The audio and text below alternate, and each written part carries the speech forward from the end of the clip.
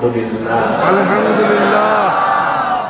অগণিত অসংখ্য দরুদ ও সালাম আল্লাহর সৃষ্টির প্রধান আকর্ষণ, বিশ্বসভার সভাপতি, সকল নবী রাসূলগণের মাথার তাজ, শামসুল হিদায়াত, বদরুদ্দুজা, সাইয়্যিদুস সাকালাইন, ইমামুল মুরসালিন, খাতামুন নবিয়্যিন ওয়াল মুরসালিন, আফতাবে নবুওয়াত, শাহনশাহে রিসালাত, সরকারে দো জাহান, সুলতানুল মদিনা, নবিয়ুল আম্বিয়া, হুজুরে আকরাম, নূরে মুজাসসাম, নূরুন আলা নূর, সাইয়্যিদিনা হাবিবিনা শফিঈনা মাওলানা মুহাম্মদ সাল্লাল্লাহু আলাইহি ওয়াসাল্লামের উপর আল্লাহ তাবারাক ওয়া তাআলা যাকে আজ থেকে প্রায়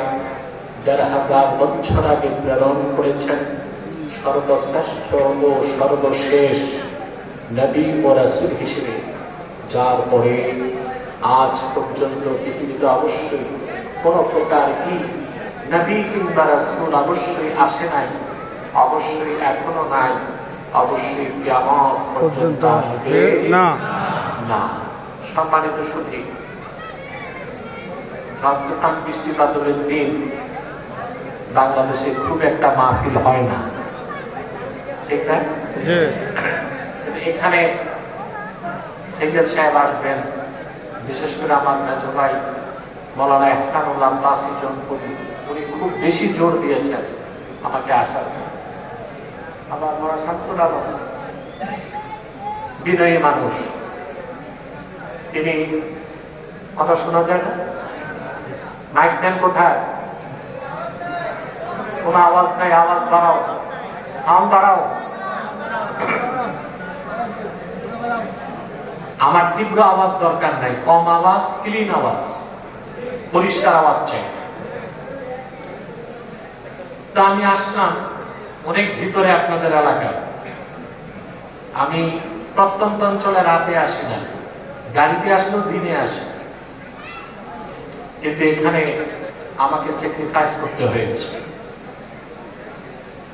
আপনাদের কষ্ট হচ্ছে বসার জন্য, মানুষ তো দোতলা তো বসছে, এখন গাছে উঠা বাকি আছে না, গাছে উঠলে সমস্যা, গাছ থেকে পড়লে যে পড়বে সেও মরে, যার মাথায় পড়বে সেও মরে। সম্মানিত সুধী, খুব দীর্ঘ সময় কথা বলবো না। সূরা আলে ইমরান থেকে দুটো আয়াত আমি তেলাওয়াত করেছি। এই দুটো আয়াতকে কেন্দ্র করে কিছু কথা আপনাদের সামনে তুলে ধরার চেষ্টা করব ইনশাআল্লাহ।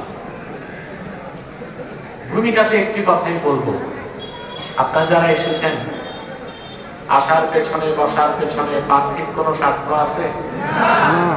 সামাজিক, রাজনৈতিক? আমরা এসেছি আল্লাহ তার হাবিবের রেজামন্দি হাসিল করার জন্য। আল্লাহ আমাদের উপর খুশি না? আমরা বিশ্বাস রাখতে পারি আল্লাহ আমাদের মাফ করে দিবেন। শয়তান কিন্তু ওয়াসওয়াসা দিবে। আমরা কি শয়তানের ওয়াসওয়াসায় কুপকাত হব? আমাদের পোক্ত নিয়ত করে শয়তানের নাপাক কালে একটি চপেটা ঘাত করতে হবে। আমরা নিয়ত করছি কিছুক্ষণ পর আজকের বিদায় মুনাজাত করে গুনাহ মাফ করে নিষ্পাপ বেহেশতি আল্লাহওয়ালা হয়ে বাড়ি যেতে চাই। কারা কারা হাত তুলে আল্লাহ তাআলা করেন? আল্লাহ কবুল করুন, আল্লাহ মঞ্জুর করুন, বলুন আল্লাহুম্মা আমিন। আসুন তিলাওয়াতের মাধ্যমে আমরা আলোচনায় প্রবেশ করছি। আমার সঙ্গে আপনাদেরও পড়তে হবে, যারা প্রতিটি বাক্যের, প্রতিটি শব্দের, প্রতিটি অক্ষরের নূরকে আল্লাহ আমাদের অন্তরে বিকশিত করে দেয়। পারবো না ইনশাআল্লাহ? বলুন, আউযু বিল্লাহি মিনাশ শাইতানির রাজীম, বিসমিল্লাহির রাহমানির রাহিম। কুল ইন কুনতুম তুহিব্বুনাল্লাহ الله فاتبعوني يحببكم الله ويغفر لكم ذنوبكم والله غفور رحيم قل أطيعوا الله والرسول فإن تولوا فإن الله لا يحب الكافرين صدق الله العظيم صدق رسول النبي الكريم وصدق رسوله النبي الكريم ونحن على ذلك من الشاهدين والشاكرين والحمد لله رب العالمين আল্লাহ সুবহানাহু ওয়া তাআলা আমি সূরা আলে ইমরান 31 এবং 32 দুটো আয়াত তেলাওয়াত করেছি। আমাদের দেশে 31 নম্বর আয়াতের উপর অনেক বক্তা আলোচনা করে, কিন্তু 32 নম্বর আয়াতটা তেলাওয়াত করে না, আলোচনাও করে না। কথাটা বুঝতে পারলাম? 31 নম্বর আয়াতের উপর সূরা আলে ইমরান বাংলাদেশে পীর মাশায়েখ, বক্তা, প্রবক্তা, স্কলার তারা আলোচনা করে, কিন্তু দুঃখজনক তার পরের আয়াতটা নিয়ে কেউ আলোচনা করে না।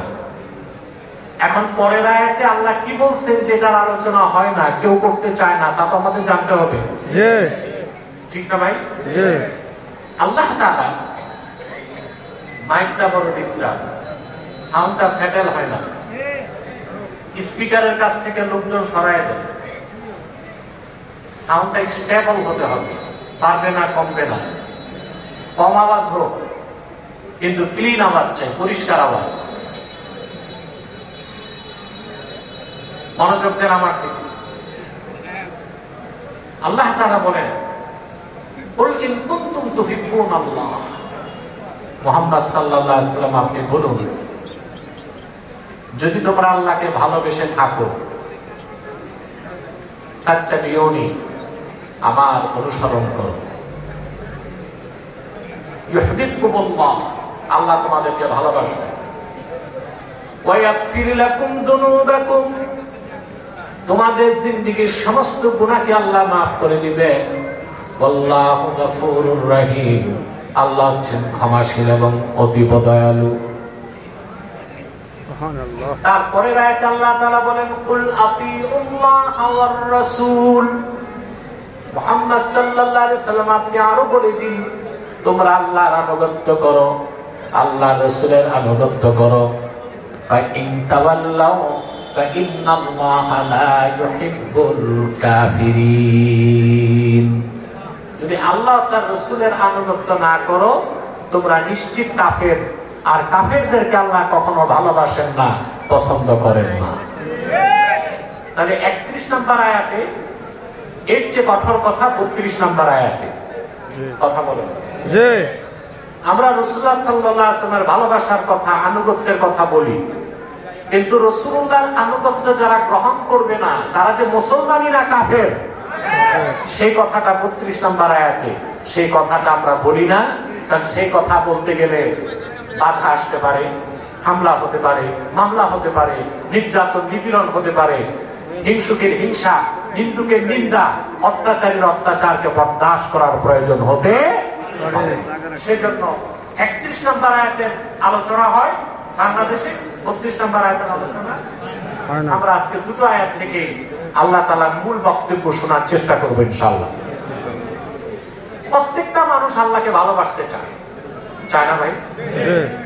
কিন্তু আল্লাহকে ভালোবাসতে হলে একটাই তরিকা, সেটা হচ্ছে রাসূলুল্লাহর তরিকা। ঠিকটা তো ঠিক মতো বললেন না?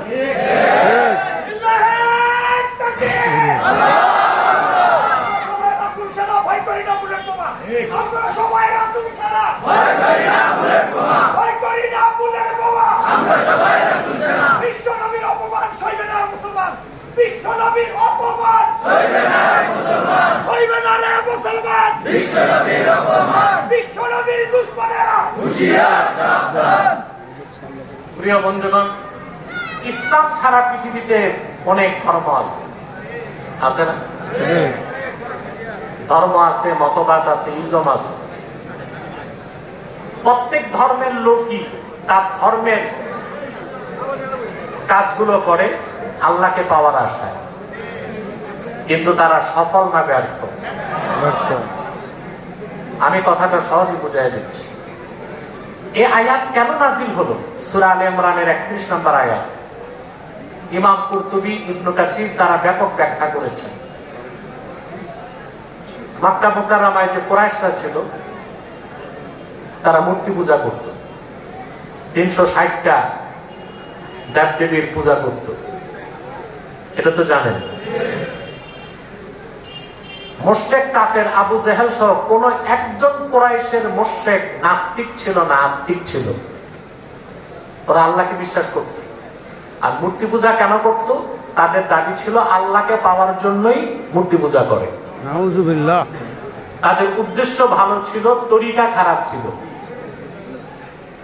তাদেরকেও আজ শোনাচ্ছি, কিন্তু জবাব লাগবে তো। উদ্দেশ্য কি ছিল? তরিকা। মূর্তি পূজার মাধ্যমে চাইছিল আল্লাহর সন্তুষ্টি লাভ করতে। আবু জেহেল সহ মক্কার পৌত্তলিক মুশরিক কোন একজন নাস্তিক ছিল না। তারা মহান আল্লাহর অস্তিত্বকে বিশ্বাস করত, কিন্তু আল্লাহর তাওহীদকে মানত না। আল্লাহর সঙ্গে তারা 360টা দেব-দেবীর ইবাদত করত। কোরআন কারীম সাক্ষ্য দেয়, আল্লাহ তাআলা তার হাবিবকে বলেছেন, وَلَئِنْ سَأَلْتَهُمْ مَنْ خَلَقَ السَّمَاوَاتِ وَالْأَرْضَ لَيَقُولُنَّ اللَّهُ। আল্লাহ বলেন, প্রিয় হাবিব মুহাম্মদ সাল্লাল্লাহু আলাইহি ওয়াসাল্লাম, মুশরিকদেরকে জিজ্ঞেস করুন, এই আকাশ ও জমিন কে সৃষ্টি করেছে? মুশরিকরা বিনা বাধায় অকপটে জবাব দিবে, আকাশ ও জমিন যিনি সৃষ্টি করেছেন নিশ্চয়ই তিনি আল্লাহ। ছিল মুশরিক, পৌত্তলিক, মূর্তি পূজারী, দেব-দেবীকে বিশ্বাসী, কিন্তু আল্লাহকে বিশ্বাস করত। আবু জাহেলও বিশ্বাস করত। আল্লাহ আপন হাবিবকে বললেন, আপনি জিজ্ঞেস করেন তাহলে আল্লাহকে বাদ দিয়া লাত, মানাত, উজ্জা এই খোদা নামের বেহুদাগুলোর ইবাদত করো কেন? ওরা জবাব দিয়েছে, মুশরিকদের পক্ষ থেকে জবাব ছিল, মা না'বুদুহুম ইল্লা লিয়ুকাররিবুনা ইলাল্লাহি যুলফা। আমরা তো আল্লাহকে বিশ্বাস করি, তার ভালোবাসাই চাই, তার সন্তুষ্টি চাই, কিন্তু এই দেব-দেবীগুলোর ইবাদত করি যেন ওরা আমাদেরকে আল্লাহর কাছাকাছি পৌঁছায় দেয়। সব ফোন বন্ধ থাকবে। তাহলে মুশরিকরা যে দেব-দেবীর পূজা করতো কাকে পেতে? উদ্দেশ্য ভালো, তরিকা খারাপ। উদ্দেশ্য ভালো, তরিকা খারাপ। কথাগুলো কেন বলছি 3 মিনিট পর বলবো, তখন আবার অনেকে সহ্য হবে না। ওই যে আমি বললাম 31 নম্বর আয়াতের আলোচনা হয় বাংলাদেশে 32 নম্বর আয়াতের আলে ইমরান, 31 নম্বর আয়াতের আলোচনা হয়, 32 নম্বর আয়াতের আলোচনা হয় না। ইহুদিদের পক্ষ থেকে বলা হলো তারা উযাইরকে আল্লাহর পুত্র মনে করে, তারা উযাইরের ইবাদত করত আল্লাহর সন্তুষ্টির জন্য। নাউজুবিল্লাহ বলেন। খ্রিস্টানদের পক্ষ থেকে দাবি ছিল তারা মরিয়ম পুত্র ঈসাকে মনে করত আল্লাহর বেটা। নাউজুবিল্লাহ বলেন। আল্লাহর সন্তুষ্টির জন্য তারা ঈসার ইবাদত করত। বেলা শাক মরিয়ম ছিল আল্লাহর নগণ্য দাসী, ঈসা ছিল আল্লাহর নগণ্য দাস, উযাইর ছিল আল্লাহর নগণ্য গোলাম। ওরা কেউ উযাইরের ইবাদত করত, কেউ ইবাদত করত ঈসার, কেউ ইবাদত করত 360টা দেব-দেবীর। ঠিক না? জি। উদ্দেশ্য ছিল কি? আল্লাহ রাব্বুল আলামিন সূরা আলে ইমরানে আয়াত নাযিল করে বলে দিলেন, কুল ইন কুনতুম তুহিব্বুনাল্লাহা ফাত্তাবিউনি ইউহিব্বুকুমুল্লাহ। প্রিয় হাবিব মুহাম্মদ সাল্লাল্লাহু আলাইহি ওয়াসাল্লাম, আপনি বলে দেন কাফের মুশরিক অবিশ্বাসীদেরকে, যদি তোমরা আল্লাহকে ভালোবেসে থাকো তাহলে আমার অনুসরণ করো, কারণ আমি মুহাম্মদ সাল্লাল্লাহু আলাইহি ওয়াসাল্লামের অনুসরণ ছাড়া আল্লাহকে ভালোবাসার কোনো সুযোগ নাই, আল্লাহর বান্দা হবার কোনো সুযোগ নাই। আল্লাহর সাথে ভালোবাসার সম্পর্ক করার কোনো সুযোগ নাই। রাসূলুল্লাহ সাল্লাল্লাহু আলাইহি ওয়াসাল্লামের তরিকার বাইরে, ওনার সুন্নতের বাইরে, ওনার দ্বীন ইসলামকে গ্রহণ না করে, ওনার শরীয়তকে বিশ্বাস না করে, ওনার সুন্নতের অনুসরণ না করে আল্লাহর বান্দা হওয়ার সুযোগ নাই। আল্লাহকে ভালোবাসা যাবে না, আল্লাহর ভালোবাসা পাওয়াও যাবে না। স্পষ্ট জি কথা বলেন। জি এখন আসুন, আল্লাহকে যে আমরা ভালোবাসি, এটা কোন প্রকার ভালোবাসা? এই কথার মধ্যে একটা কথা যে বলবো সহ্য করতে পারবেন না। বাংলাদেশে অনেক ভণ্ড তরিকা আছে, এরা তরিকত তাসাউফ চর্চা করে না, এরা সুফিবাদ চর্চা করে। এদের দাবি হচ্ছে যে সুফিবাদ চর্চার মাধ্যমে ধর্ম যাই থাক, যে কোনো ধর্মের লোক স্রষ্টাকে পেতে পারে। এই কথা যারা বলে তারা কি মুসলমান থাকে? 32 নম্বর আয়াত আল্লাহ বলে দিচ্ছেন, قل اطيعوا الله والرسول فإن تولوا فإن الله لا يحب الكافرين। মুহাম্মদ সাল্লাল্লাহু আলাইহি ওয়াসাল্লামের অনুসরণটা ঐচ্ছিক বিষয় নয়, আবশ্যিক বিষয়। জি আল্লাহ বলে দিলেন, প্রিয় হাবিব মুহাম্মদ সাল্লাল্লাহু আলাইহি ওয়াসাল্লাম, আপনি আরো জানায় দেন, আল্লাহর আনুগত্য করো, তার রাসূলের আনুগত্য করো। যদি আল্লাহ তার রাসূলের আনুগত্য থেকে মুখ ফিরায় নাও, মুসলমান থাকা যাবে না।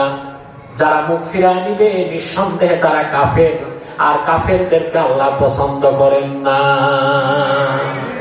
তাহলে মুহাম্মদ সাল্লাল্লাহু আলাইহি ওয়াসাল্লাম ১৫০০ বছর আগে যে তরিকা এনেছেন, যে দ্বীন দিয়েছেন, যে আদর্শ রেখে গেছেন, যে সুন্নাহ রেখে গেছেন, ওই সুন্নাহ ওই তরিকার বাইরে যে আল্লাহ পর্যন্ত পৌঁছার কোনো সুযোগ নাই। তাআল্লুক মা আল্লাহ, আল্লাহর সাথে সম্পর্কের কোনো সুযোগ নাই, আল্লাহকে ভালোবাসার কোনো সুযোগ নাই, আল্লাহর ভালোবাসা পাওয়ারও সুযোগ নাই। তাহলে যারা সুফিবাদী, যারা ধর্মনিরপেক্ষতায় বিশ্বাসী এবং বড় ব্যানার লিখে দেয়, সকল ধর্মের লোকের জন্যই দরবার খোলা, দরবার খোলা দাওয়াত দিয়ে দেয়, ধর্ম বর্ণ নির্বিশেষে পীর সাহেবের দরবারে আসবেন, ব্যাগ ভরে 3 বেলা খাসির গোশত দিয়ে ভাত খাইবেন। এরা কি আর মুসলমানের কাতারে আছে? আরেক সুফিবাদী পীর সাহেব লিখে গেছে তার বইতে, আমার কাছে এসে তাসাউফ চর্চার মাধ্যমে যে কোনো লোক বেহেশতে যেতে পারে, ধর্ম তার যাই হোক। এটা হচ্ছে সরাসরি কোরআনকে অস্বীকার। কথা বলেন। প্রিয় ভাইরা আমার, এবার মহব্বতটা বুঝেন। আজনাসে মাহাব্বত, মহব্বতের প্রকার ভিন্ন ভিন্ন, বুঝলেন? এক প্রকার মহব্বত হচ্ছে আল মাহাব্বাতুল্লাতী তাতাআল্লাকু বিশ-শাফকাত, যে ভালোবাসার সম্পর্ক স্নেহের সাথে। পিতা পুত্রকে ভালোবাসে, পুত্র যদি হেরোইনখোর হয় তাও বাবা ভালোবাসে। কথা বলেন। কারণ এই ভালোবাসার সম্পর্ক কিসের সাথে? স্নেহের সাথে, শাফকাত। আরেক প্রকার ভালোবাসা আল মাহাব্বাতুল্লাতী তাতাআল্লাকু বিশ-শাহওয়াত, আরেক প্রকার ভালোবাসার সম্পর্ক দেহের সাথে, ওইটা দৈহিক ভালোবাসা। যেমন স্বামী স্ত্রীকে ভালোবাসে, স্ত্রী স্বামীকে ভালোবাসে, এটা সম্পর্ক কিসের সাথে? দেহের সাথে। স্বামী যতই ডায়লগ দেখ, আমি তোমাকে মন থেকে ভালোবাসি, এগুলো হচ্ছে মুখের কথা। স্বামী স্ত্রীর সম্পর্কের মূল ভিত্তি শাহওয়াত।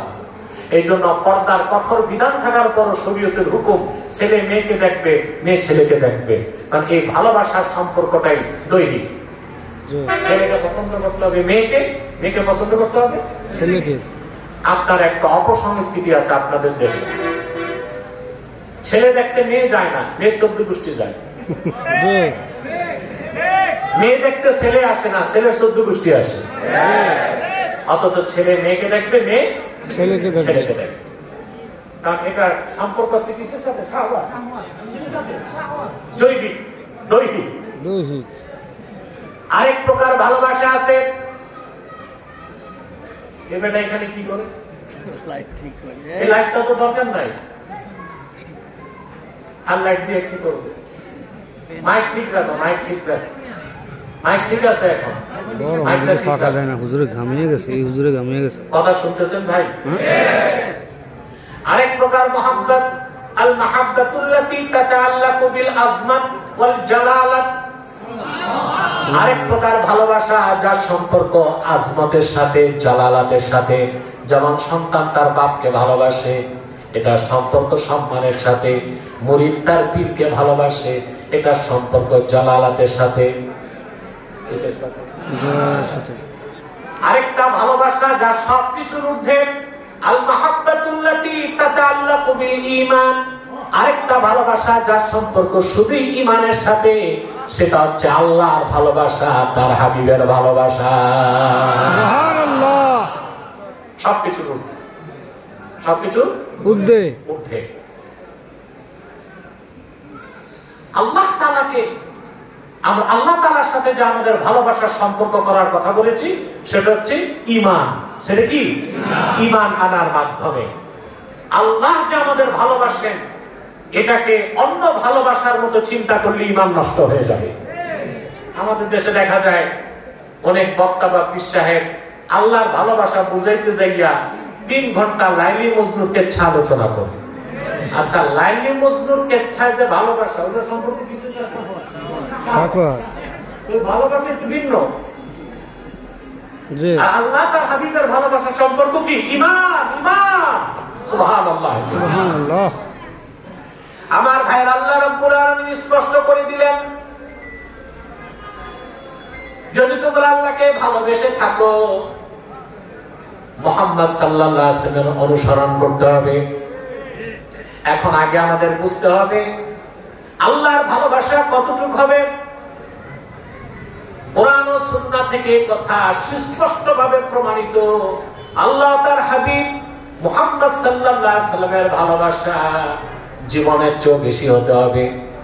সহায় সম্পদ, বিত্ত বৈভব, পিতামাতা, আত্মীয় স্বজন, স্ত্রী পরিজন, সন্তান সন্ততি, এ সব কিছুর চেয়ে যতক্ষণ পর্যন্ত আল্লাহ তার হাবিবের ভালোবাসা বেশি না হবে, ততক্ষণ পর্যন্ত কোন ব্যক্তি খাঁটি মুমিনের কাতারে আসতে পারে না।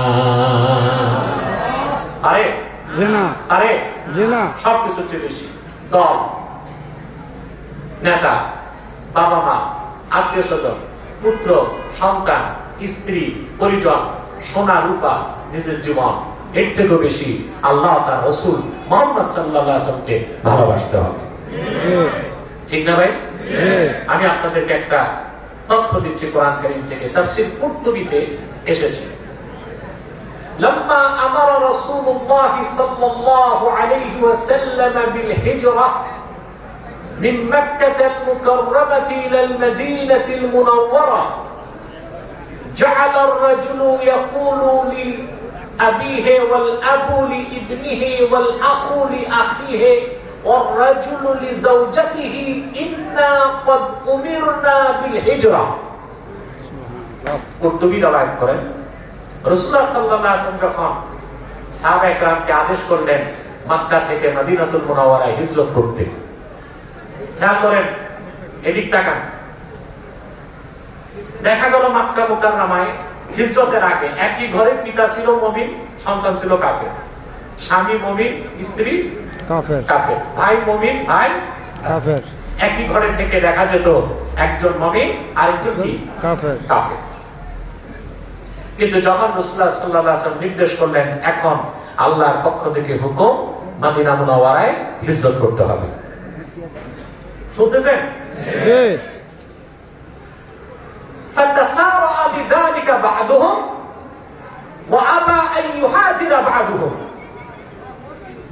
আদেশের সাথে সাথে উলুল আজম সাহাবী যারা, তারা সব পিতা, বাবা, ভাই, বোন, সম্পদ, বাড়ি, ঘর সব ছেড়ে রওনা হয়ে মদিনা মুনাওয়ারায় চলে গেলেন। সুবহানাল্লাহ। কিছু সাহাবী আত্মীয়তার সম্পর্ক ছিন্ন করতে পারলেন না। বাবা ছেড়ে ছাড়তে পারেন না, ছেলে বাবা ছাড়তে পারেন না, ভাই বোন ছাড়তে পারেন না, বোন ভাই ছাড়তে পারেন না। অপেক্ষা করতেছে যে আর কতদিন থাকা যায় সাথে। আল্লাহ রাব্বুল আলামিন আয়াত নাযিল করে দিলেন, ইয়া আইয়ুহাল্লাযীনা আমানু লা তাত্তাখিযু আবাআকুম ওয়া আবনাআকুম আউলিয়াআ ইন ইসতাহাব্বুল কুফরা আলাল ঈমান। আল্লাহ তাআলা ঘোষণা করলেন, হে মুমিনগণ, তোমরা তোমাদের পিতাদেরকে, তোমরা তোমাদের সন্তানদেরকে আপনজন বানিও না, বন্ধু বানাও না, আপন করে নিও না যদি তারা কুফরের উপর, ঈমানের উপর কুফরকে প্রাধান্য দেয়। সুবহানাল্লাহ। ঈমান কি জিনিস বুঝুন। আপনারা তো দাবি করেন আশিকে রাসূল, খাঁটি সুন্নি, কিন্তু আপনার শর্ত পূরণ করতে হবে। দাবি শুধু মুখে করলে হবে না, চলবে। তখন বাকি সাহাবীরাও হিজরত করছে, তারপর কিছু রয়ে গেছেন। এতদিনের সম্পর্ক, বাবা পুত্র সম্পর্ক কেমনে ছিন্ন করে চিন্তা করতেছে, বুঝেন না? ভাই ভাইকে ছাড়তে পারতেছে না, বোন বোনকে ছাড়তে পারতেছে না, স্বামী স্ত্রীকে ছাড়তে পারতেছে না। এবার আল্লাহর পক্ষ থেকে চূড়ান্ত আয়াত নাযিল হয়ে গেল। আল্লাহ রাব্বুল আলামিন ডাক দিয়ে বললেন, কুল ইন কানা আবাউকুম ওয়া আবনাউকুম ওয়া ইখওয়ানুকুম ওয়া আজওয়াজুকুম ওয়া আশীরাতুকুম ওয়া আমওয়ালুন ইqtaraftumuha ওয়া তিজারাতুন তাখশাউনা কাসাদাহা ওয়া মাসাকিনু তারদাউনাহা আহাব্বা ইলাইকুম মিনাল্লাহি ওয়া রাসূলিহি وجهاد في سبيله فتربصوا حتى يأتي الله بأمره والله لا يهدي القوم الفاسقين। আল্লাহ ঘোষণা দিয়ে বললেন, প্রিয় হাবিব মুহাম্মদ সাল্লাল্লাহু আলাইহি ওয়াসাল্লাম, এখনো যারা হিজরত করে নাই তাদেরকে আপনি বলে দিন। সাহাবীদের জন্য আয়াতের হুকুমটা ছিল খাস, বাকিদের জন্য আম। আল্লাহ ডাক দিয়ে বললেন, ইন কানা আবাউকুম ওয়া আবনাউকুম ওয়া ইখওয়ানুকুম ওয়া আজওয়াজুকুম ওয়া আশীরাতুকুম, যদি তোমাদের পিতাগণ, তোমাদের সন্তানগণ, তোমাদের ভাইগণ, তোমাদের স্ত্রীগণ, মুসলমান গণ তুমি হাতে, আমি বলি, যদি তোমাদের পিতাগণ, তোমাদের সন্তানগণ, তোমাদের স্ত্রীগণ, তোমাদের ভাইগণ, ওয়া আশীরাতুকুম, তোমাদের নিকট প্রতিবেশীগণ, আত্মীয় স্বজনগণ, ওয়া আমওয়ালুন ইqtaraftumuha, আর সেই সম্পদ যা তোমরা কামাই করেছো, ওয়া তিজারাতুন তাখশাউনা কাসাদাহা, আর সেই ব্যবসা, যে ব্যবসার লসকে তোমরা ভয় পাও, ওয়া মাসাকিনু তারদাউনাহা, সেসব সুরম্য বাড়িঘর, যে বাড়িঘরগুলো পছন্দ করো, ভালোবাসো, এই সব কিছুর যে যতক্ষণ না আল্লাহ তার রাসূলের ভালোবাসা বেশি না হবে, জিহাদ ফি সাবিলিল্লাহর ভালোবাসা বেশি না হবে, ফাতারাব্বাসু আই ইনতাজিরু, তাইলে অপেক্ষা করো, হাত্তা ইয়াতি আল্লাহু বিআমরি, আল্লাহর পক্ষ থেকে সিদ্ধান্ত আসার আগ পর্যন্ত। তার মানে আল্লাহ তোমাদের পাকড়াও করবেন, শাস্তি দিবেন, আযাব দিবেন, বিপর্যয় আসবে। ওয়াল্লাহু লা ইয়াহদিল কওমাল ফাসিকিন, আল্লাহ ফাসিকদেরকে পছন্দ করেন না, হেদায়েত করেন না। আল্লাহ স্পষ্ট করে দিয়েছেন। তখন আর একজন সাহাবীও আর মক্কা মুকাররমায় রইলেন না, সব হিজরত করে মদিনাতুল মুনাওয়ারায় চলে গেলেন। সুবহানাল্লাহ। ছেলে বাপকে ছেড়ে দিলেন, বাপ ছেলেকে ছেড়ে দিলেন, ভাই ভাইকে ছেড়ে দিল, স্ত্রী স্বামীকে ছেড়ে দিল, স্বামী স্ত্রীকে ছেড়ে দিল। সুবহানাল্লাহ বলবেন না? এটাই হচ্ছে ইসলামের আদর্শ। এত সুমহান আদর্শ, ইসলামের সুমহান আদর্শের মোকাবেলায় কে বাপ, কে ছেলে, কে নেতা, কি দল, কি সম্পদ, কি বিত্ত বৈভব দেখার কোন সুযোগ নাই।